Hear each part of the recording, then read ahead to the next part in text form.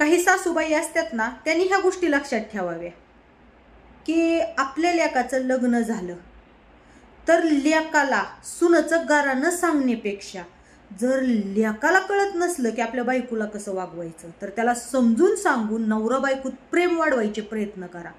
पण काही ठिकाणी काय होतं, ती दोघंच प्रेमानं राहायला लागले तर सासू त्या लेकाला जाऊन म्हणेल, अरे बाबा लय डोक्यावर बसविली, एवढी डोक्यावर नको घेऊ, हातातून बाहेर जाईल.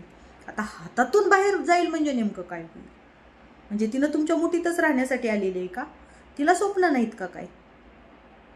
पुन्हा दुसरी गोष्ट, घरात भाजीला तेलच जास्त टाकलं, शेंगदाण्याचं कुटच जास्त टाकलं, हीच जास्त टाकलं, तीच, ह्या कारणावरून सुनाला कधीच कुरकुर करू नका.